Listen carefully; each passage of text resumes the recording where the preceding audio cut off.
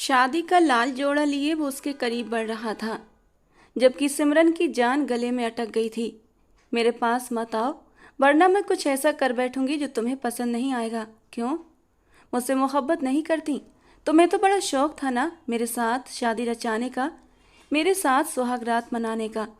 तो अब वही तो सब कुछ कर रहा हूँ, पहले शादी और फिर बाद में सुहाग रात।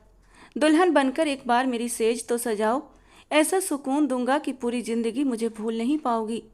शुभम के चेहरे पर इस वक्त चट्टानों जैसी कठोरता थी। आखिर गुस्से को बर्दाश्त करते करते लाल अंगारा हो चुकी थी। सामने बैठी वो लड़की जिसे उसने अपनी जान से भी ज्यादा प्यार किया था, उसके साथ वो ये सब कुछ करेगी, उसे अंदाजा नहीं था। और अब उसके इनकार पर वो जुनूनी सा हो गया था और शादी का लाल जोड़ा लिए उसकी ओर बढ़ रहा था कि इसे पहनो और मेरे साथ शादी करो। जबकि सिमरन डर के मारे थर थर कांप रही थी। उसे कहाँ पता था शुभम शर्मा इतना जुनूनी इंसान है। वो तो उसे एक सीधा साधा पढ़ाकू टाइप का लड़का समझती थी, लेकिन आज उसके सामने जो खड़ा था वो कोई और ही था, शुभम शर्मा नहीं था जिसने सिमरन के पसीने छुड़ा दिए थे। वो सब झूठ था। मैं तुम्हारे साथ सिर्फ मोहब्बत का नाटक कर रही थी। मैं तुमसे कोई प्यार व्यार नहीं करती। प्लीज, मैं माफ़ी मांगती हूँ। मैं मरकर भी तुमसे शादी नहीं करूँगी, क्योंकि मेरी सगाई किसी और से हो चुकी है और आज आज मेरी शादी है। दोस्तों के कहने पर मैंने उनसे शर्त लगाई थी कि तुम्हें अपनी मोहब्बत के जाल में फंसा कर रहूँगी, और बस मैंने वो शर्त जीत भी ली है। अब तुम भी अपनी राह पकड़ो। मैं तुमसे मोहब्बत नहीं करती और ना ही शादी कर सकती हूँ। अच्छा? वो गुस्से से तिलमिला उठा था। शादी नहीं करना चाहती तो कोई बात नहीं, मेरा नाम भी शुभम शर्मा है। जो चीज़ मेरी हो जाती है वो मेरी ही होकर रहती है। शादी ना सही, लेकिन बिना शादी के ही मैं तुम्हें और तुम्हारी मोहब्बत को हासिल करके रहूंगा। ये कहकर उसने हाथ में पकड़ा लाल जोड़ा दूर फेंका था और एक झटके से सिमरन को कलाई से पकड़ते हुए अपनी ओर खींचा था। उसके सख्त हाथों की पकड़ सिमरन की नाजुक कमर पर बढ़ती जा रही थी। धीरे धीरे हाथ ऊपर की ओर मूव करने लगे थे और ब्लाउज की डोरियों तक पहुंचते पहुंचते सिमरन की सांस गले में अटक गई थी।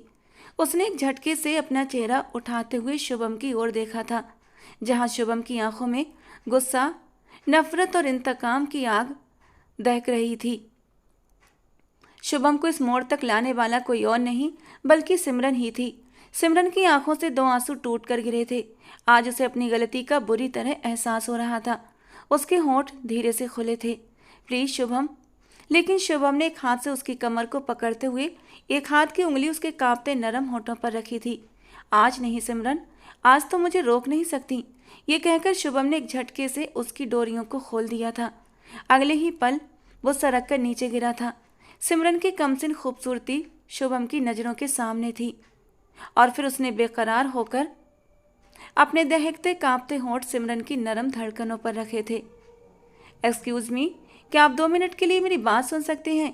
एक लड़की की आवाज़ सुनकर वो चौंका था, क्योंकि यूनिवर्सिटी में बहुत कम लोग ही उससे सीधे बात करते थे। ज़्यादातर लोग उसकी पर्सनालिटी से दब जाते थे।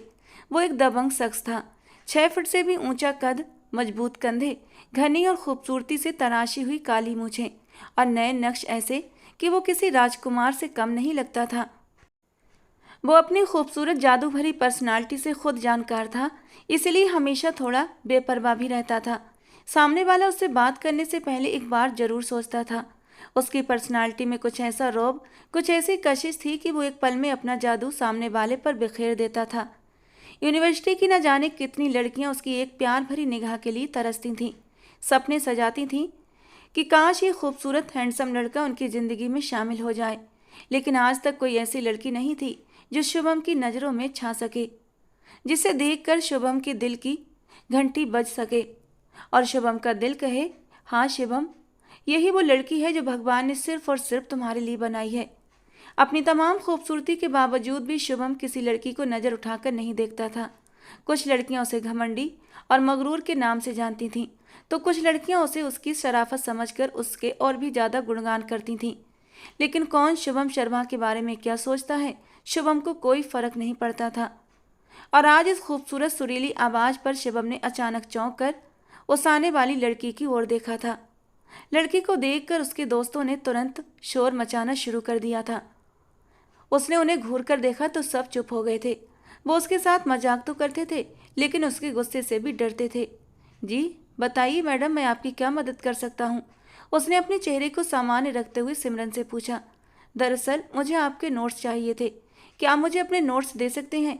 मैं यूनिवर्सिटी में नई हूँ। सबसे पूछने पर यही पता चला कि आप यूनिवर्सिटी के सबसे अच्छे और होनहार लड़के हैं। बस इसीलिए आपके पास चली आई। वादा करती हूँ कॉपी करने के बाद तुरंत लौटा दूंगी, उसने नजरें झुकाते हुए कहा था। उसके दोस्त हाथ हाथ सीने पर बांध कर खड़े थे, क्योंकि उन्हें यकीन था शुभम शर्मा उसे दो चार खरी खोटी जरूर सुनाएगा और उसे भगा देगा। उसे पता था कि लड़कियां उससे बात करने के लिए अक्सर नोट्स का बहाना बनाती थीं, मगर उनके होश उड़ गए जब उन्होंने शुभम शर्मा का जवाब सुना। फिलहाल तो मेरे पास नोट्स नहीं है, घर पर रखे हुए हैं। अगर कल मुझे याद रहा तो ले आऊँगा, वरना कुछ कह नहीं सकता, क्योंकि इन दिनों मैं बहुत ज़्यादा बिजी हूँ। क्या आपके मोबाइल में वो नोट्स नहीं हैं? अगर आप बुरा ना माने तो क्या आप मुझे मोबाइल से वो शेयर कर सकते हैं? शुभम ने गहरी सांस ली और अपना मोबाइल उसके हाथ में दे दिया। न जाने क्यों, लेकिन वो चाहते हुए भी उस लड़की को मना नहीं कर पाया, और शायद ऐसा पहली बार हुआ था, क्योंकि शुभम अपना मोबाइल कभी किसी दोस्त को भी नहीं देता था। उसने ब्लूटूथ ऑन किया, नोट्स अपने मोबाइल में ट्रांसफ़र कर लिए। थोड़ी ही देर में उसने मोबाइल वापस किया और मुस्कुराते हुए बोली, आपका बहुत बहुत धन्यवाद। आपकी वजह से मेरी बहुत हेल्प हो गई। ये कहकर उसने शुभम की ओर एक हल्की सी मुस्कान दी थी, और शुभम का दिल एक पल के लिए धड़क उठा था। हल्की सी मुस्कान ने ही उस लड़की के गालों पर गहरे डिंपल डाले थे, जो उसकी खूबसूरती में चार चांद लगा गए थे। कितने ही पल शुभम उसके चेहरे को देखे गया, जबकि थैंक्स कहकर वो लड़की वहां से चली गई थी। वो लड़की चली गई थी और शुभम कितनी ही देर तक जाती हुई लड़की को देखता रह गया। उसका एक दोस्त रोहित पीछे से आकर उसके कंधे पर हाथ रखता है। होश की दुनिया में वापस आ जा यार, क्योंकि वो जा चुकी है। शुभम एकदम हड़बड़ाकर सीधा हुआ था। दोस्तों के चेहरे पर फैली शरारती मुस्कान देखकर वो अपना सर खुजाने लगा। ऐसे क्या देख रहे हो? बेचारी मासूम लड़की थी, बस इसीलिए थोड़ी सी हेल्प कर दी। थोड़ी सी हेल्प? तो उसे थोड़ी सी हेल्प कर रहा है? तूने उसे अपना मोबाइल दिया था, और ये कोई छोटी बात नहीं थी, रोहित ने हैरानी से कहा। रोहित की बात पर कार्तिक भी आगे आया था। वाह यार, हमें तो कभी तूने अपना मोबाइल छूने भी नहीं दिया, और उस लड़की को आराम से पकड़ा दिया। तुझे अभी भी नहीं समझ आया कि वो तेरा नंबर लेने के बहाने ये सब कर रही थी? कुछ भी बकने से पहले 100 बार सोच लिया करो। उसने ना तो व्हाट्सएप पर नोट्स भेजे और ना ही मेरा नंबर लिया है। उसने ब्लूटूथ से नोट्स लिए हैं। चलो अब यहाँ से भूख लगी है, कैंटीन चलते हैं। वो उन सबको टालना चाहता था, क्योंकि वो अच्छी तरह जानता था उसके दोस्त कितने काइयाँ हैं। एक बार पीछे लग गए तो बाल की खाल भी निकाल लेंगे। अपने दोस्तों को साथ लेकर वो कैंटीन की ओर बढ़ गया, जबकि काफ़ी दूर निकल चुकी सिमरन ने एक नज़र पलट कर शुभम की ओर देखा था, जो अब अपने दोस्तों के साथ कैंटीन की ओर जा रहा था। सिमरन तब तक उसकी पीठ को देखती रही जब तक कि वो उसकी नज़रों से ओझल नहीं हो गया। अगले दिन शुभम शर्मा की क्लास जल्दी ख़त्म हो गई थी और उसकी निगाहें लगातार ग्राउंड में किसी को ढूंढती फिर रही थी। क्या हुआ है राजकुमार, किसे ढूंढ रहे हो? रोहित ने उसकी बेचैनी देखकर आखिरकार पूछ ही लिया। किसी को भी नहीं, शुभम ने धीरे से कहा। तू पूरी दुनिया से झूठ बोल सकता है, लेकिन मुझसे नहीं। कहीं ऐसा तो नहीं कि उस छोटी सी लड़की से तुझे प्यार हो गया हो? वैसे लड़की प्यारी तो बहुत है, इसमें कोई शक नहीं, लेकिन पता नहीं क्यों मुझे वो ठीक नहीं लगती। उसकी सहेलियां बहुत ही लोफर टाइप की हैं।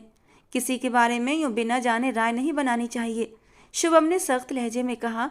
तो रोहित मुस्कुराते हुए बोला, तू माने या ना माने, लेकिन दाल में कुछ काला जरूर है। शुभम ने उसकी बात को नज़रअंदाज कर दिया और कदम आगे की ओर बढ़ाया कि तभी उसकी नज़र सिमरन पर पड़ी, जो थोड़े ही फासले पर बेंच पर बैठी अपने नोट्स में झुकी हुई थी। तेज हवाएं चलते हुए उसके बालों के साथ शरारत कर रही थीं।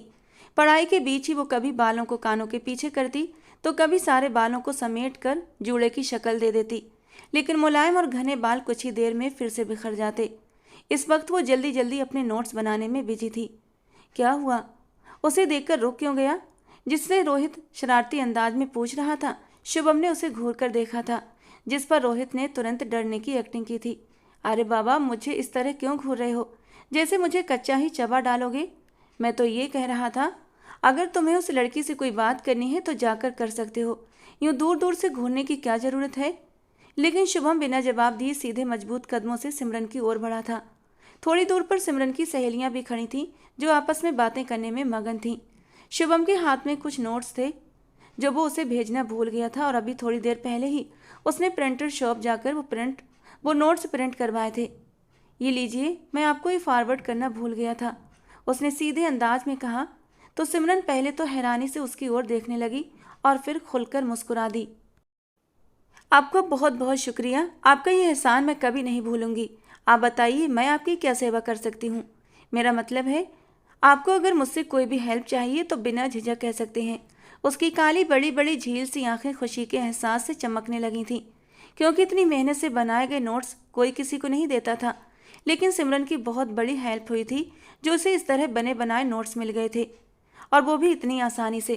और इसी बात को लेकर वो बहुत खुश थी। लंबी घनी पलकों की झालर कभी गिरती तो कभी उठती, अपने नरम गुदाज गुलाबी होंठों से शुभम को थैंक्स कर रही थी। लेकिन शुभम को कुछ दिखाई और सुनाई कहाँ दे रहा था। वो तो बस उसके चेहरे की खूबसूरती और उसकी मासूमियत में एकदम गुम हो गया था। और जब सिमरन ने उसकी आंखों के सामने हाथ लहराया तो वो होश की दुनिया में वापस आया था। अरे नहीं, इसकी ज़रूरत नहीं है, आपकी मदद हो गई, मेरे लिए इतना ही काफ़ी है। आप मुझे थोड़ी परेशान लग रही हैं, शुभम ने अनचाही अपने दिल की बात पूछ ली थी। एक बात जो वो अच्छे से नोट कर रहा था कि सिमरन को उसकी ज़िंदगी में आए अभी सिर्फ कुछ ही दिन हुए थे, और जब से सिमरन उसकी ज़िंदगी में आई थी तब से उसमें कई बदलाव आने शुरू हो चुके थे। उसने कभी भी किसी लड़की में दिलचस्पी नहीं ली थी, लेकिन सिमरन के आने के बाद वो चाहकर भी खुद को उसके पास आने से रोक नहीं पा रहा था। एक अजीब सा खिंचाव था जो उसे सिमरन की ओर खींच रहा था। कहीं ऐसा तो नहीं कि उसे सिमरन से प्यार हो गया है? पहली नज़र का प्यार, उसने सुना था कि पहली नज़र का प्यार होता है। पहली नज़र में ही सामने वाला आंखों के रास्ते सीधा दिल में उतर जाता है। तो क्या मेरे साथ भी यही हुआ है? नहीं, ऐसा कुछ नहीं हुआ है। ये प्यार व्यार कुछ नहीं होता, और पहली नज़र के प्यार में तो मैं बिल्कुल भी बिलीव नहीं करता। उसने खुद से ही गुस्से में सवाल जवाब किए थे, और फिर तुरंत ही सिर हिलाते हुए खुद से कहा, नहीं, ऐसा नहीं हो सकता। भला कुछ मुलाकातों में किसी से प्यार कैसे हो सकता है? सिमरन तो जैसे इसी चीज़ का इंतजार कर रही थी। अपने चेहरे पर मासूमियत लाते हुए कहने लगी, मुझे ये कॉन्सेप्ट समझ नहीं आ रहा। काफ़ी देर से कोशिश भी कर रही हूँ। क्या आपके पास थोड़ा सा वक्त है कि आप मुझे समझा दें? शुभम शर्मा उससे थोड़ा सा फासले पर बेंच पर बैठ गया और उसके हाथ से नोट्स ले लिए। फिर उसे समझाने लगा। इसमें कोई शक नहीं था कि वो हद से ज़्यादा जहीन इंसान था और अपनी यूनिवर्सिटी का टॉपर भी था। उसके पास से गुजरते हुए स्टूडेंट्स हैरानी से शुभम को देख रहे थे, जो कि आज एक लड़की के पास बैठा था। मुझे तो लगता है इन दोनों के बीच कुछ चल रहा है, एक स्टूडेंट ने उसके पास से गुजरते हुए तंज कसा। शुभम के माथे पर बल पड़ गए। इससे पहले कि वो उठता और उस स्टूडेंट से सवाल करता, सिमरन ने फौरन उसका बाजू पकड़ लिया। सिमरन के नरम हाथों का स्पर्श जैसे ही शुभम को अपने बाजू पर महसूस हुआ तो ऐसा लगा जैसे उसके पूरे शरीर में करंट सा दौड़ा हो। उसने चौंक कर सिमरन की ओर देखा था। सिमरन को भी अपनी गलती का एहसास हुआ था, तो उसने जल्दी से शिवम के बाजू छोड़ दिया था। आई एम सॉरी, वो मैं नहीं, इट्स ओके, कोई बात नहीं। मैं बस उन लोगों को सबक सिखाना चाहता था ताकि वो दोबारा कभी इस तरह की कोई बात ना कर सके। मैं किसी को भी इजाज़त नहीं दे सकता कि वो मेरे किरदार के बारे में बिना कोई जानकारी लिए फालतू की बातें करें। हम सब लोगों का मुंह बंद नहीं करवा सकते, उनका तो काम ही है बातें बनाना, सिमरन ने धीरे लहजे में कहा। बट आई एम सॉरी, मेरी वजह से ऐसा हुआ। मुझे इस तरह आपके करीब नहीं आना चाहिए था। अरे नहीं, इसकी ज़रूरत नहीं है, आप बिल्कुल ईजी हो जाइए, और अगर आपको किसी भी तरह की कोई परेशानी हो या अगर कोई भी आपको तंग करे तो आप बेझिझक मुझसे कह सकती हैं। ये कहकर वो उसके पास से उठकर चला गया था। हालांकि उसका दिल वहाँ और देर तक बैठने को मचल रहा था, लेकिन वो जानता था अगर वो थोड़ी देर और वहाँ बैठा रहा तो कुछ ऐसा कह देगा जिसे उसने आने वाले वक्त के लिए संभाल कर रखा हुआ था। सिमरन शुभम को जाता हुआ देखती रही और उसके लबों पर एक हल्की सी मुस्कान आई थी। यार, जिस स्पीड से तुम जा रही हो मुझे तो लग रहा है तुम बहुत जल्दी ही उसे अपने जाल में फंसा लोगी, और मैं अपनी 10,000 की शर्त हार जाऊंगी। वो इस वक्त तो हॉस्टल में रिया के साथ बैठी हुई थी और अपनी दोस्त की बात सुनकर जोर जोर से हंसने लगी। देखो, मैंने तो तुम्हें पहले ही कहा था कि मुझे इस तरह का टास्क मत देना, क्योंकि मैं ऐसे कामों में बहुत माहिर हूँ। आखिर भगवान ने हुस्न भी तो दिल खोल कर दिया है ना। और जब ऐसा पागल कर देने वाला हुस्न हो तो सामने वाला बचकर जा ही नहीं सकता। मैंने तो तुम्हें पहले ही बताया था कि मर्द बहुत बेवकूफ़ होते हैं, उन्हें अपने जाल में फंसाना बहुत आसान होता है। और जहाँ तक शुभम शर्मा की बात है तो मैंने उन्हें अपनी खूबसूरती मासूमियत के जाल में फंसा लिया है। ये कहकर सिमरन का एक जोरदार कहकहा बुलंद हुआ था। रिया कुछ पलों तक उसे देखती रही। बाकी सिमरन, तुमने तो कमाल कर दिया। लेकिन उसे क्या पता कि इस मासूम सी लड़की के पीछे कितनी शातिर लड़की छिपी बैठी है। रिया के जलकर कहने पर वो एक बार फिर से हंसने लगी। तकरीबन एक हफ्ता पहले ही उसने यूनिवर्सिटी में एडमिशन लिया था। वो अपनी सीनियर कजिन और कुछ दोस्तों के साथ कैंटीन में बैठी थी जब उसकी एक दोस्त ठंडी आह भरते हुए कहने लगी, यार तुमने शुभम को देखा है? कितना चार्मिंग, कितना हैंडसम मर्द है। मैं तो पहली नज़र में ही उसकी दीवानी हो गई हूँ। वो तो मुझे अपनी दासी भी बना ले तो मैं उसकी दासी बनने के लिए भी तैयार हूँ। हाय, उसकी वो गहरी ब्राउन आंखें, जी चाहता है उसकी उन आंखों में डूब जाऊं। उसकी बात सुनकर सिमरन ने कहा, यहाँ बैठकर ठंडी आहें भरने से अच्छा है जाकर उसे प्रपोज कर दो। माफ़ करो बहन, मैं अपनी बेइज्जती नहीं करवाना चाहती। तुम नहीं जानती वो कितना सख्त इंसान है। मजाल है जो किसी और की तरफ नज़र उठाकर भी देखे, और अगर गलती से कोई लड़की उसकी तरफ दोस्ती का कदम बढ़ा भी दे तो उसे इतनी बेभाव की सुनाता है कि लड़की की आंखों से खून के आंसू बहने लगते हैं।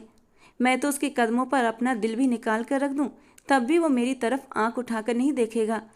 नेहा की बात पर सिमरन ने उसे आईब्रो उचकाकर देखा था। ऐसा कैसे मुमकिन है कि कोई भी लड़का किसी लड़की को इतनी आसानी से इग्नोर कर दे? उसके सामने अभी तक ऐसा कोई लड़का आया ही नहीं था। जितने भी लड़के उसने देखे थे सब हुस्न के दीवाने, लड़कियों पर मर मिटने वाले देखे थे। फिर भला ये शुभम शर्मा किस खेत की मूली है? शायद तुम्हारे अंदर वो गट्स नहीं जो तुम उस लड़के को अपने प्यार में दीवाना कर सको। लड़कियों के करीब आने वाले लड़के देखे हैं मैंने, लड़कियों से दूर भागने वाला लड़का आज तक मेरी नज़र में नहीं आया। और जो सब कुछ ये कहता है तो मुझे लगता है कि ये सब किताबों की बातें हैं, क्योंकि औरत वो खूबसूरत चीज़ है कि मर्द औरत के सामने झुकने पर मजबूर हो ही जाता है। और मर्दों को जाल में फंसाना दुनिया का सबसे आसान काम है। अगर ये काम इतना ही आसान है तो तुम खुद क्यों नहीं कर लेती? खुद क्यों नहीं उसे अपने जाल में फंसा लेती? उसकी एक सीनियर ने कहा तो वो खुलकर हंसी थी। अगर मैं ऐसा करूं तो बदले में तुम लोग मुझे क्या दोगे? वो तो जैसे पहले से ही तैयार बैठी थी। उसे एडवेंचर करने का बचपन से ही बहुत शौक था और उस वक्त वो ये बात भी भूल चुकी थी कि उसका एक मंगेतर भी है। अगर उसके मंगेतर को पता चला तो उसके लिए बहुत बड़ी मुसीबत खड़ी हो सकती है। हम सब लोग तुम्हें 10-10 हज़ार रुपये देंगे। अब जिनके जितने बनते थे उसने देखा, वहाँ कुल 6 लड़कियाँ बैठी थीं, यानी 60,000 रुपये उसकी जेब में आने वाले थे। वो खुलकर मुस्कुरा दी। मुझे कोई परेशानी नहीं है, अब तुम लोग तमाशा देखो। मैडम, तुम्हारे पास ज़्यादा वक्त नहीं है, सिर्फ 1 महीने का टाइम है। अगर तुमने उसे अपने प्यार में पागल कर दिया और उसने तुम्हें प्रपोज भी कर दिया तो फिर हम पैसे तुम्हें दे देंगे, वरना बातें तो हर कोई करता है। रिया ने कहा तो वो हंसने लगी। ठीक है, मुझे कोई दिक्कत नहीं है। 1 महीना क्या, मैं तो 15 दिनों में ही उसे अपने पीछे दीवाना कर दूंगी। वो अपनी आंखों की खूबसूरती से अच्छी तरह वाकिफ थी। वो जानती थी कि उसकी आंखों में एक ऐसा जादू है जो किसी को भी अपने जाल में फंसा सकता है।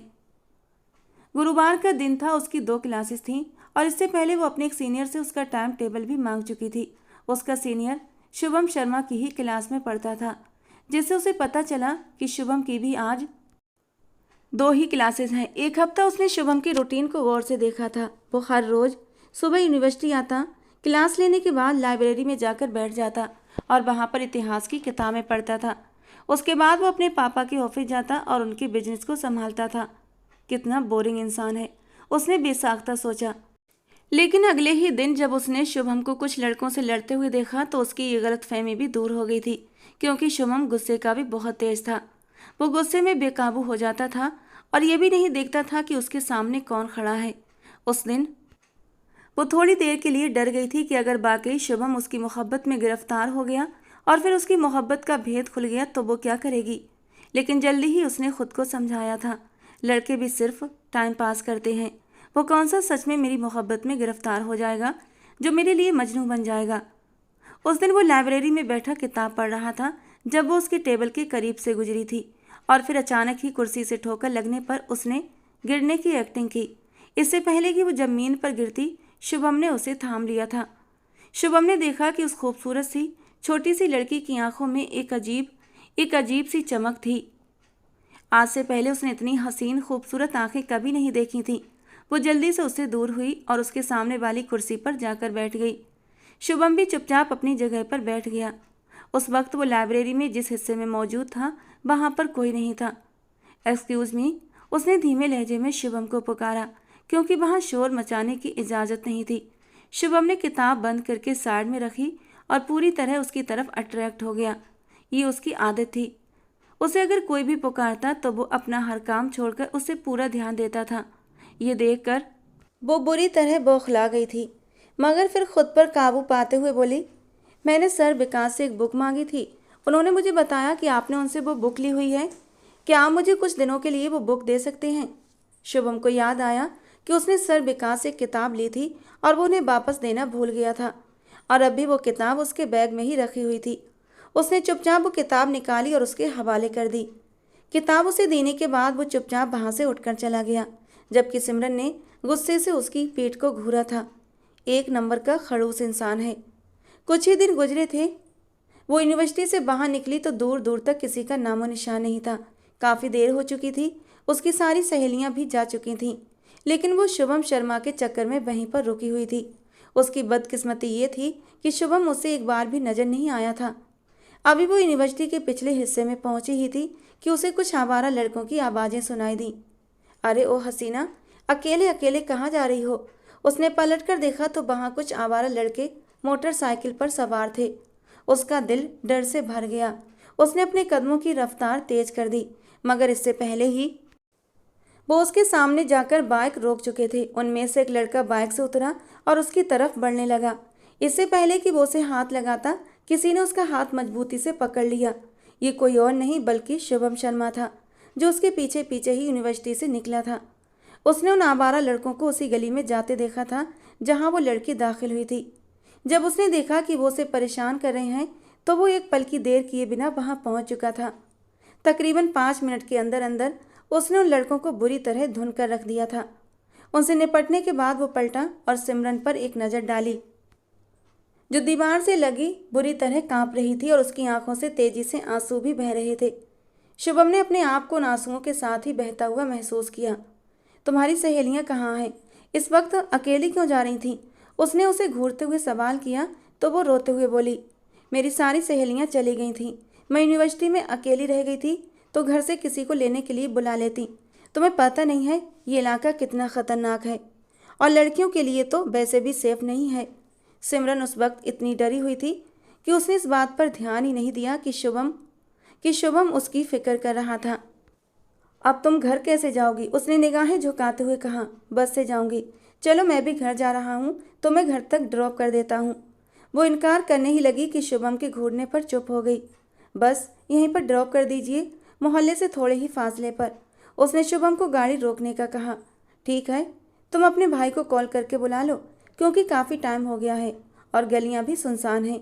कहीं ऐसा ना हो कि तुम्हारे साथ फिर से कोई हादसा पेश आ जाए।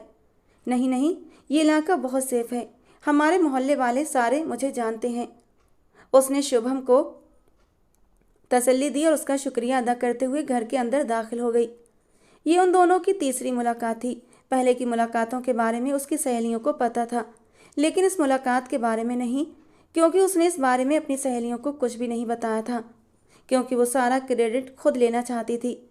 वो शुभम की नज़रों में अपने लिए पसंदीदगी भी देख चुकी थी, और फिर उसके बाद वो वक्त वक्त पर शुभम से बात करने की कोशिश करने लगी। उसका मकसद सिर्फ और सिर्फ शुभम को अपनी तरफ अट्रैक्ट करना होता था। कभी वो उसके पास जाकर उससे नोट्स मांगती, तो कभी किसी कॉन्सेप्ट में मदद ले लेती। वक्त तेजी से गुजरता जा रहा था। अब उन दोनों में नंबर का भी लेन देन हो चुका था। रात गए तक वो उसी से फ़ोन पर बातें करती रहती। वो जानबूझकर शरारतें करती और ऐसी हरकतें करती कि शुभम न चाहते हुए भी हंस देता था। शुभम की ज़िंदगी में पहले कभी भी कोई लड़की नहीं आई थी। वो उसकी ज़िंदगी में आने वाली पहली लड़की थी। कुछ ऐसी मासूमियत और शरारत होती थी सिमरन की बातों में कि न चाहते हुए भी शुभम उससे बातें करता रहता था। उसका मन ही नहीं भरता था। दादा जान, मुझे आपसे एक बहुत ही ज़रूरी बात करनी है। कुछ दिन पहले ही वो अपनी हवेली में वापस आया था और इस वक्त वो उनके साथ डेरों पर बैठा हुआ था। दादा जान ने मुस्कुराते हुए उसे इजाज़त दी। मुझे एक लड़की से मोहब्बत हो गई है और मैं उससे शादी करना चाहता हूँ। मैं चाहता हूँ कि आप लोग मेरा रिश्ता लेकर उसके घर जाएं। मैं उसके ख़ानदान के बारे में कुछ नहीं जानता। शायद वो एक गरीब घराने से संबंध रखती है, मगर दादाजी वो मेरे दिल को पसंद आ गई है। अगर तुम्हें पसंद आ गई है तो हमारे लिए इतना ही काफ़ी है। और जहाँ तक उसके गरीब होने का सवाल है तो मुझे इससे कोई फ़र्क नहीं पड़ता। बस तुम्हें एक बात की गारंटी देनी होगी कि वो एक ख़ानदानी घराने से संबंध रखती हो। ये बात करने की देर थी कि शुभम ने उस लड़की की तारीफ में ज़मीन आसमान एक कर दिए थे। इस बार वो वीकेंड पर घर भी इसी वजह से गया था ताकि अपने दादा जान को मना सके। जानता था अगर दादा जान राजी हो गए तो उसके माँ बाप इनकार नहीं कर पाएंगे। इसीलिए उसने सारा मामला ही अपने प्यारे दादा के हाथों में दे दिया था। रात के वक्त भी वो उसी के बारे में सोच रहा था कि तभी अचानक उसका मोबाइल बज उठा। उसने देखा सिमरन की कॉल आ रही थी। कभी खुद से भी कॉल कर लिया करो, हमेशा मैं ही तुम्हें कॉल करती हूँ। उसने फौरन ही शिकवा किया तो शुभम शर्मा उससे माफ़ी मांगते हुए बोला, आज मेहमान आए थे जिसकी वजह से बहुत ज़्यादा बिजी था और अभी थोड़ी देर पहले ही वहाँ से वापस आया हूँ। तुम्हें तो पता है ना कि हवेली के कितने काम होते हैं। वो चंद लम्हों के लिए खामोश हो गई। मैं तुमसे एक बहुत ही ज़रूरी बात करना चाहता हूँ, शुभम ने धड़कते दिल से कहा। दोनों में फिर से खामोशी छा गई। सिमरन अच्छी तरह जानती थी कि वो उससे क्या बात करना चाहता है, क्योंकि वो काफ़ी दिनों से ये बात नोट कर रही थी कि शुभम बात करते करते हमेशा चुप हो जाता था। उसके चेहरे को प्यार से देखने लगता, कुछ कहने के लिए होंठ खोलता लेकिन कह नहीं पाता था। सिमरन जानती थी उसके प्यार में वो पूरी तरह डूब चुका है और अब बस उसके इजहार मोहब्बत करने की देर थी। जैसे ही वो इजहार मोहब्बत करता उधर वो शर्त जीत लेती और पूरे 60,000 उसकी मुट्ठी में। ये सोच कर ही सिमरन का खुशी के मारे बुरा हाल था और शायद आज शुभम उसे ये सब कुछ बोलने वाला था। खुशी के मारे सिमरन का दिल धड़कने लगा। बोलो, मैं तुम्हारी बात सुन रही हूँ। उसने शुभम को इजाज़त दी। अभी नहीं करूँगा, जब वापस आऊँगा तब रूबरू होकर तुमसे अपने दिल की बात करूँगा। क्या तुम्हारे पास थोड़ी सी फुर्सत है? मैं तुम्हें किसी अच्छी सी जगह पर लेकर जाना चाहता हूँ जहाँ का माहौल पुरसुकून हो और वहाँ पर सिर्फ हम दोनों ही मौजूद हों। अगर तुम्हें बुरा न लगे तो। नहीं, मुझे बुरा नहीं लगेगा। आप बस डिसाइड कर लीजिए कि किस जगह पर जाना है और मुझे डेट भी बता देना ताकि उस हिसाब से मैं अपने घर में बहाना बना लूँ। बहुत जल्दी ही आपकी ये मुश्किल भी आसान हो जाएगी। फिर आपको बहाने करने की ज़रूरत नहीं पड़ेगी। क्या मतलब आपकी बात का? वो मुकम्मल तौर पर अनजान बन गई। फिलहाल मतलब समझाने का मौका नहीं है। जब मिलूंगा तो सब कुछ बहुत अच्छे से समझा दूंगा। अचानक ही सिमरन को बाहर अपने मंगेतर हार्दिक की आवाज़ सुनाई दी तो वो बुरी तरह से बौखला गई। मेरी बात सुने, मैं आपको थोड़ी देर में कॉल करती हूँ। ये कहकर उसने फ़ौरन से कॉल काट दी। इतने दिनों तक कहाँ गायब हो? हार्दिक ने कमरे में आते हुए उससे सवाल करना शुरू कर दिए। तुम इन दिनों मुझे बिल्कुल भी वक्त नहीं दे रही हो और मुझे लगातार नज़रअंदाज कर रही हो। वो बहुत परेशान नजर आ रहा था। क्या मुझसे कोई गलती हो गई है? वो उसके सामने खड़ा उसकी आंखों में आंखें डालकर सवाल कर रहा था। हार्दिक और उसकी मंगनी को लगभग 6 महीने हो चुके थे। हार्दिक उसके मोहल्ले में ही रहता था और एक अच्छी जॉब करता था। शुरू से ही उन दोनों में काफ़ी अच्छी दोस्ती थी और एक दूसरे के घर आना जाना भी था। मंगनी होने के बाद भी हार्दिक का जब भी मन होता उसके घर उससे मिलने के लिए चला आता था और आज भी वो बिना झिझक उसके कमरे में धड़ल्ले से चला आया था और अब उससे सवाल जवाब भी कर रहा था। नहीं, ऐसी कोई बात नहीं है, मैं बस पढ़ाई की वजह से थोड़ी सी बिजी हो गई थी। उसने निगाहें चुराते हुए कहा। पढ़ाई तो तुम पहले भी करती थी लेकिन उसके साथ साथ तुम मेरे लिए भी वक्त निकालती थी। मुझे तो लग रहा है कोई और बात है। अगर कोई मसला है तो तुम खुलकर मुझसे शेयर कर सकती हो। नहीं, मैं तुम्हें कह रही हूँ ना कि ऐसी कोई बात नहीं है। अगर कोई मसला होता तो मैं सबसे पहले तुम्हें ही आकर बताती। हार्दिक उसका बचपन का दोस्त था और उसकी पहली मोहब्बत भी। इस बात से वो इनकार नहीं कर सकती थी और जो अहमियत हार्दिक की थी वो अहमियत किसी और को नहीं दे सकती थी। हार्दिक ने गहरा सांस लेते हुए 2 कदम आगे बढ़ाकर सिमरन के हाथों को अपने हाथों में थाम लिया था। सिमरन, मुझसे यूँ लापरवाही मत बरता करो। तुम जानती हो ना, तुम्हारी जरा सी लापरवाही भी मेरी जान ले जाती है। बहुत प्यार करता हूँ तुमसे। कहते कहते वो सिमरन के हाथों पर अपने होंठ लगा गया था और सिमरन को यह एहसास बहुत खूबसूरत लगता था। जब भी हार्दिक उसके करीब होता उसे सब कुछ अच्छा लगता था। और अब भी वो सब कुछ भूल गई थी। आगे बढ़ते हुए हार्दिक के कंधे पर अपना सर टिका दिया। जानती हूँ हार्दिक कि तुम मुझसे कितना प्यार करते हो। मैं भी तो तुमसे बहुत प्यार करती हूँ ना। बस पढ़ाई की वजह से तुम पर ध्यान नहीं दे पाई, बट अब आगे से गलती नहीं होगी। और हार्दिक के दिल में एक सुकून सा उतर गया था। उसने कंधे से पकड़कर सिमरन को बेड पर बिठाया और खुद जमीन पर उसके घुटने पर सर रखकर बैठ गया। सिमरन उसके बालों में हल्की हल्की उंगलियां चलाते हुए मसाज करने लगी। अच्छा सिमरन, एक बात करनी थी तुमसे। तुम्हारी दोस्त रिया पिछले कुछ दिनों से मुझे लगातार कॉल कर रही है। एक बार मैंने गलती से फ़ोन उठा लिया था, लेकिन वो तो बड़ी ही पकाऊ लड़की है। सर दर्द कर दिया था उसने मेरा। तुम्हारी दोस्त है इसलिए थोड़ी हाय हेलो की थी, वरना तुम तो जानती हो ना, मुझे इस तरह की लड़कों से चिपकना बिल्कुल भी पसंद नहीं है। अब भी वो मुझे बार बार कॉल करती है, लेकिन मैं उससे बात नहीं करना चाहता और अब मैं उसका नंबर ब्लॉक करने वाला हूँ। ये सुनकर वो एक लम्हे के लिए अजीब से दोराहे पर खड़ी हुई थी कि रिया का हार्दिक से क्या काम। उसके मन में खतरे की घंटी बजने लगी थी। वो थोड़ी बातूनी टाइप की लड़की है हार्दिक, तुम इग्नोर करो, बाकी मैं उसे समझा दूंगी। उसने हार्दिक पर जाहिर नहीं होने दिया कि उसे रिया और हार्दिक का बात करना कितना बुरा लगा था। उसने फैसला किया कि वो कल उससे इस बारे में ज़रूर पूछेगी। मगर अगले दिन रिया यूनिवर्सिटी आई ही नहीं थी। वो भी शुभम शर्मा में इस हद तक हो गई कि इस वाक़ये को पूरी तौर पर भूल गई। वो दोनों उस वक्त शहर के सबसे बड़े होटल में मौजूद थे। वो उसे लेकर अंदर दाखिल हुआ। उसने देखा कि पूरा हॉल खाली था, सिर्फ एक टेबल मौजूद थी जिसे बहुत ही खूबसूरती से सजाया गया था। उसके पास हर तरफ गुलाब की पंखुड़ियाँ पड़ी हुई थीं। उसे वो सब कुछ कोई ख्वाब जैसा मालूम हो रहा था। उसकी आंखें हर चीज़ को सराह रही थी, मगर उसका दिल हर जज्बे से खाली था, क्योंकि वो शुभम से मोहब्बत नहीं करती थी। उसे तो सिर्फ और सिर्फ अपनी वो शर्त जीतनी थी जिसके बदले में उसे 60,000 रुपये मिलने थे। ये सब क्या है? उसने धीमे लहजे में पूछा। जवाब देने की बजाय वो घुटनों के बल जमीन पर बैठा और एक अंगूठी उसके सामने कर दी। मैं तुमसे मोहब्बत करने लगा हूँ। मैं नहीं जानता कि मुझे तुमसे मोहब्बत कब हुई। मैं जब भी तुम्हें देखता हूँ मुझे अपना आप मुकम्मल महसूस होने लगता है। क्या तुम मुझसे शादी करोगी? उसने खुशी से अपने होंठों पर हाथ रखे थे और तेजी से सर हाँ में हिला दिया। उसने अपना हाथ शुभम शर्मा की ओर बढ़ाया। शुभम ने उसकी नाजुक सी उंगली में हीरे की अंगूठी पहना दी। जैसे ही वो होटल के अंदर दाखिल हुई थी, उसने रिकॉर्डिंग भी ऑन कर ली थी। उसकी सारी बातें रिकॉर्ड हो रही थीं। उसके बाद शुभम ने उसे बताया कि वो उसी दिन से उसे पसंद करने लगा था जब उसने उसे पहली बार लाइब्रेरी में देखा था। वो उसे बाकी सभी लड़कियों से अलग लगी थी, क्योंकि बाकी लड़कियां उससे बात करने के लिए और उसके साथ रिश्ते बढ़ाने के लिए उसके पास जाती थीं, मगर वो पहली लड़की थी जो हमेशा ज़रूरत की बात करती थी और बेमतलब उसे तंग नहीं करती थी। वक्त काफ़ी हो चुका था।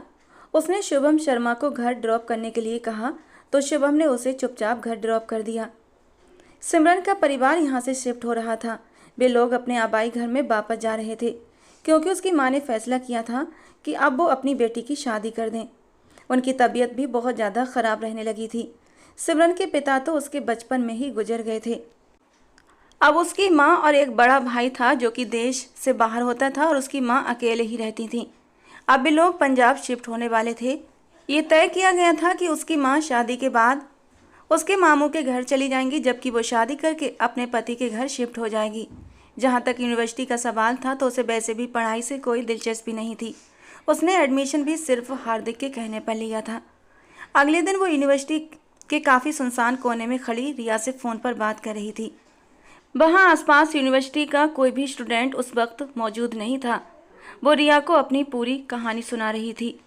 रिया, तुम और बाकी सारी लड़कियाँ पैसे गिन के पर्स में तैयार रख लो, क्योंकि मैं अपनी शर्त जीत चुकी हूँ। मेरे झूठे प्यार के जाल में शुभम शर्मा बुरी तरह फंस चुका है। वो खिलखिलाते हुए सारी कहानी रिया को बताती चली गई कि कैसे उसने शुभम शर्मा को अपनी मोहब्बत के झूठे जाल में फंसाया। उसके बहमो गुमान में भी नहीं था कि शुभम शर्मा उसकी सारी बातें सुन लेगा। वो उसे अकेला देखकर उससे बात करने के लिए गया था, मगर हकीकत जानने के बाद उसका दिल गम और गुस्से से भर गया। वो सोच भी नहीं सकता था कि ये लड़की उसके साथ इतना बड़ा खेल खेल जाएगी, और वो भी सिर्फ 60,000 रुपये के लिए उसके जज्बातों के साथ खेल जाएगी।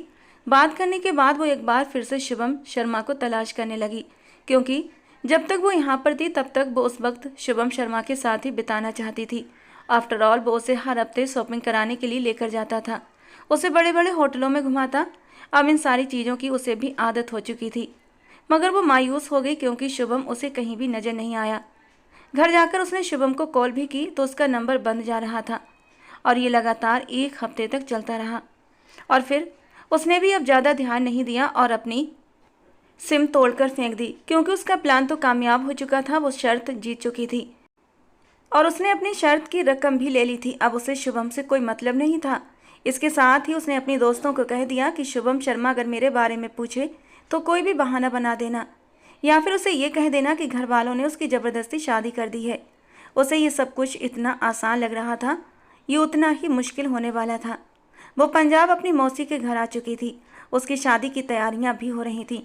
वो उस वक्त पार्लर में मौजूद थी और दुल्हन बनी अपने अक्ष को शीशे में देख रही थी। आज उसकी हल्दी थी और उसने हल्दी वाला लहंगा पहना हुआ था। बेशक वो बहुत खूबसूरत लग रही थी और किसी को भी अपना दीवाना कर सकती थी। अचानक ही वहाँ पर एक काम करने वाली लड़की उसके पास आई। आपके घर वाले आपको लेने के लिए आ गए हैं। उसकी कज़न थोड़ी देर पहले ही उसे वहाँ छोड़कर जा चुकी थी, क्योंकि उसने अपनी ड्रेस चेंज करवानी थी। वो सिमरन के लिए परेशान भी हो रही थी, मगर सिमरन ने उसे तसल्ली दी कि मैं अकेले ही सब कुछ मैनेज कर लूँगी। यहाँ से उसे अपने पहले घर जाना था और फिर होटल चले जाना था।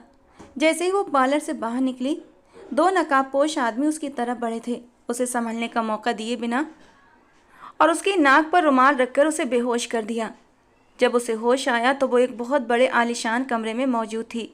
सामने ही कुर्सी पर बैठा शुभम शर्मा बैठा हुआ था और ठंडी खून भरी निगाहों से उसे ही देख रहा था। उसे देखकर वो बहुत ज़्यादा घबराई थी। शुभम और यहाँ, और फिर उसे किडनैप करने का क्या मतलब था? वो बुरी तरह डर के मारे कांपने लगी थी, लेकिन जल्दी ही उसने खुद को संभाला था। शुभम, तुम यहाँ कैसे? और मुझे इस तरह यहाँ लाने का मतलब क्या है? तुम्हें पता है मैंने तुम्हें कितने फ़ोन किए थे, लेकिन तुम्हारा नंबर बंद जा रहा था। मैं बहुत रोई थी, बहुत तड़पी थी तुम्हारे लिए, और फिर मेरे माँ बाप ने ज़बरदस्ती मेरी शादी। बस एक शब्द आगे मत बोलना। उसकी चलती जबान को शुभम की एक दहाड़ ने चुप कर दिया था। वो फिर से चीखते हुए कहने लगा, तुम्हारी हिम्मत भी कैसे हुई मेरे जज्बातों के साथ खेलने की? तुम्हें क्या लगा था कि तुम मुझे बेवकूफ़ बनाकर आसानी से मेरी ज़िंदगी से निकल जाओगी और मैं तुमसे कोई हिसाब नहीं लूँगा? तुमने मुझे जितनी तकलीफ़ पहुँचाई है, तुम्हें उसका हिसाब देना होगा। ये तुम क्या कह रहे हो? मुझे कुछ भी समझ नहीं आ रहा। वो पूरी तरह से अनजान बन गई। तुम अच्छी तरह से समझती हो, तुमने सिर्फ 60,000 की शर्त के लिए मेरे जज्बातों के साथ खेला, और तुम अपने महबूब के साथ शादी करना चाहती हो, और ऐसा तो मैं कभी भी होने नहीं दूंगा। तुम्हारी शादी है ना, तो तुम बेफिक्र रहो। तुम्हारी शादी जरूर होगी, लेकिन तुम्हारे मंगेतर के साथ नहीं, बल्कि मेरे साथ, यानी जिससे तुमने प्यार किया है। मुझसे प्यार किया था ना तुमने? मेरी मोहब्बत को स्वीकार किया था। मेरे नाम की अंगूठी भी पहनी थी तुमने उंगली में। दिखाओ अपनी उंगली, दिखाओ। मैंने तुम्हें पहनाई थी ना? शुभम पागलों की तरह उसका हाथ अपने हाथों में लेकर उलट पुलट कर देखने लगा, लेकिन अब शुभम की पहनाई हुई अंगूठी उसकी उंगली में नहीं थी, बल्कि उसकी जगह हार्दिक की पहनाई हुई अंगूठी चमक रही थी। शुभम की अंगूठी तो उसने कबर्ड में छुपा कर रख दी थी। इतनी महंगी हीरे की अंगूठी थी। उसे बिल्कुल भी अंदाजा नहीं था शुभम उसे हीरे की अंगूठी पहनाएगा। सिमरन ने अपने हाथ पीछे खींचे। तुम पागल हो गए हो शुभम, छोड़ो मुझे, और मुझे मेरे घर छोड़ कर आओ। मेरी शादी है आज। शादी है तो जरूर होगी शादी सिमरन, लेकिन उसके साथ नहीं जिसके साथ तुम चाहती हो। तुम्हारी शादी मुझसे होगी आज, अभी और इसी वक्त। उसको जुनून में देखकर सिमरन बुरी तरह दहल उठी थी। मैं तुमसे मोहब्बत नहीं करती, मैं हार्दिक से प्यार करती हूँ, तो तुमसे शादी कैसे कर सकती हूँ? वो रोते हुए बोली। मैं तुमसे शादी नहीं कर सकती, प्लीज़ मुझे माफ़ कर दो। मैंने तो बस एक छोटा सा मजाक किया था। तुम्हारे छोटे से मजाक में मेरी ज़िंदगी का रुख बदल कर रख दिया है सिमरन। हर वक्त हंसता मुस्कुराता जिंदा दिल शुभम जिंदगी जीने की उमंग खो चुका है। जानती हो, ये जो तुम्हारे सामने खड़ा है ना, जिसका नाम शुभम शर्मा है, ये बहुत जिद्दी है। जो चीज़ उसकी होती है उसकी ही रहती है, और तुम भी मेरी हो तो मेरी होकर रहोगी। शादी का लाल जोड़ा लिए वो उसके करीब बढ़ रहा था, जबकि सिमरन की जान गले में अटक गई थी। मेरे पास मत आओ, वरना मैं कुछ ऐसा कर बैठूंगी। क्यों, मुझसे मोहब्बत नहीं करती? तुम्हें तो बड़ा शौक था ना मेरे साथ शादी रचाने का, मेरे साथ सुहागरात मनाने का। तो अब ही तो सब कुछ कर रहा हूँ। पहले शादी और फिर बाद में सुहागरात। दुल्हन बनकर एक बार मेरी सेज तो सजाओ, ऐसा सुकून दूंगा कि पूरी जिंदगी मुझे भूल नहीं पाओगी। शुभम के चेहरे पर इस वक्त चट्टानों जैसी कठोरता थी। आंखें गुस्से को बर्दाश्त करते करते लाल अंगार हो चुकी थीं।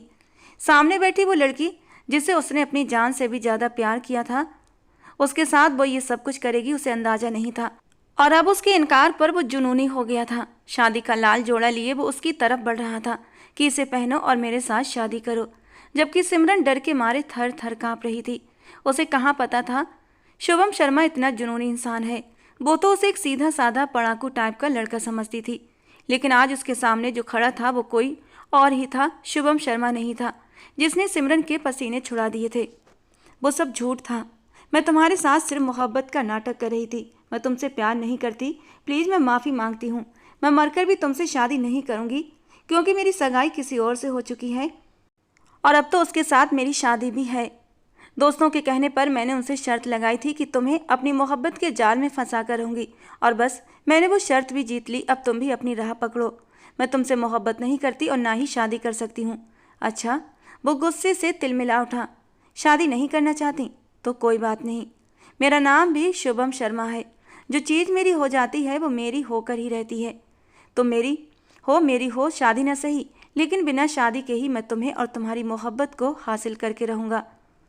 ये कहकर उसने हाथ में पकड़ा लाल जोड़ा दूर फेंका था और एक झटके से सिमरन को कलाई से खींचकर अपने करीब किया था।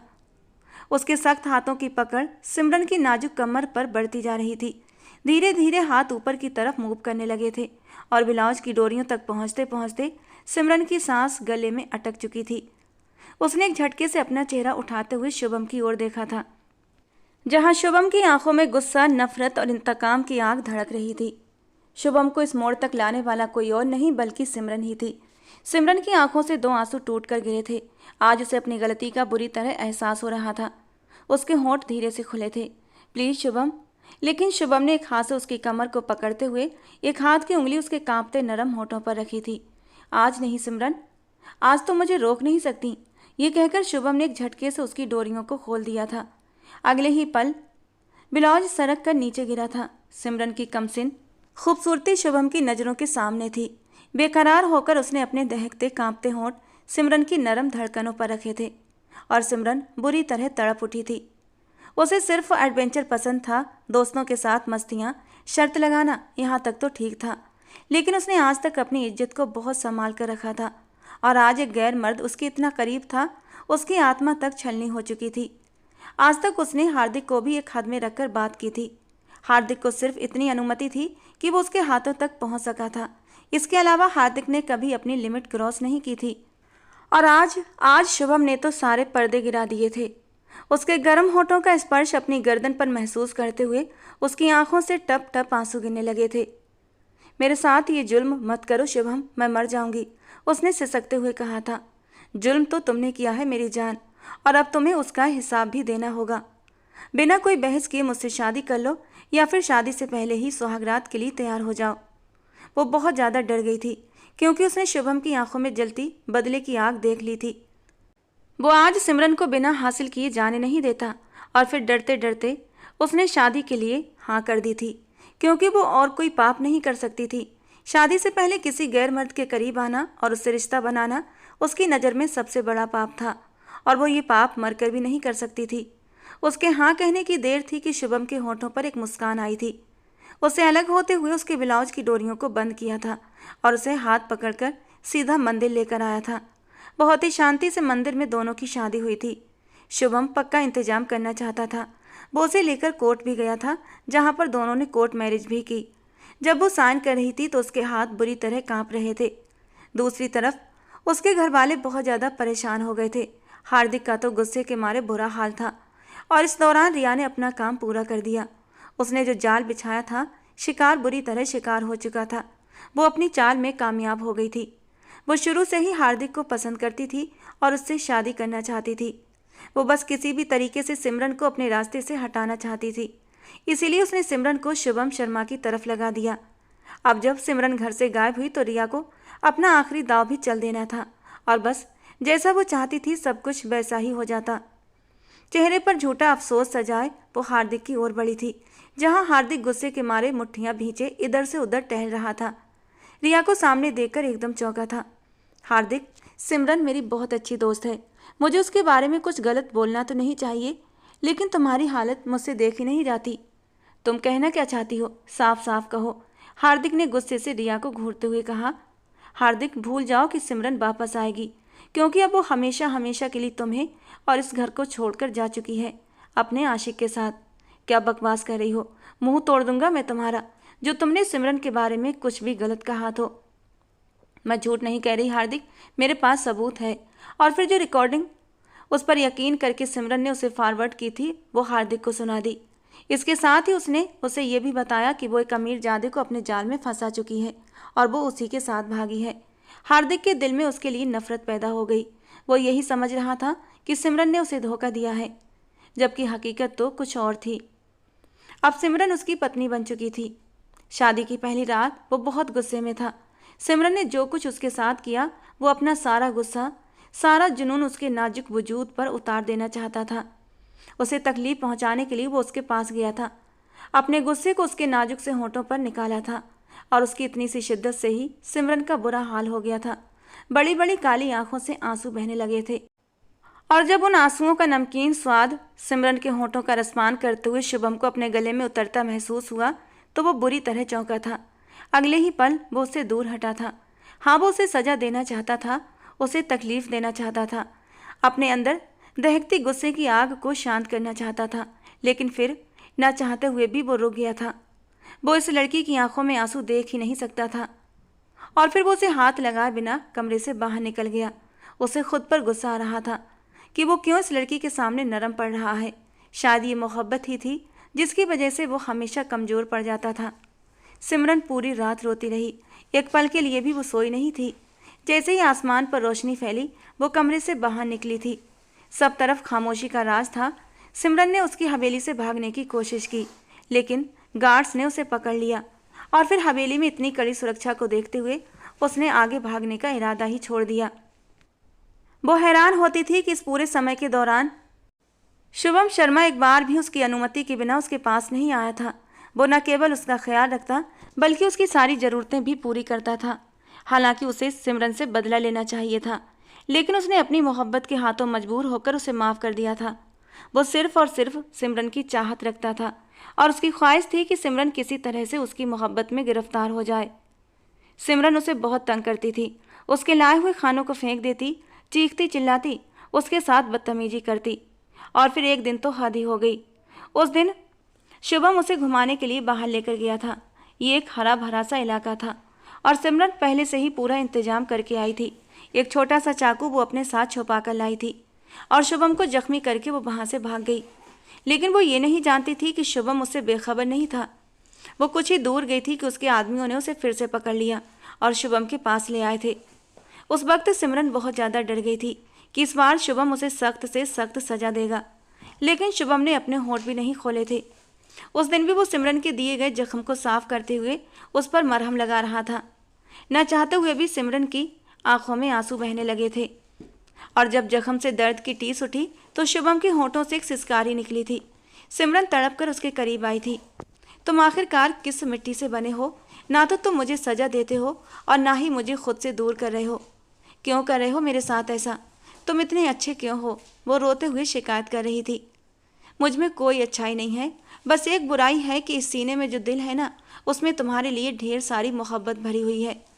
बहुत मोहब्बत करता हूँ तुमसे। पहली नज़र का इश्क क्या होता है ये मैंने आज जाना है, तुमसे मोहब्बत होने के बाद। और सिमरन उसकी बात पर आंसू पोंछते हुए रुख मोड़कर बैठ गई थी, जबकि शुभम के होंठों पर एक जख्मी सी मुस्कान आई थी। वो लाख जतन कर ले, लेकिन उस लड़की के दिल में अपने लिए मोहब्बत नहीं डाल सकता था।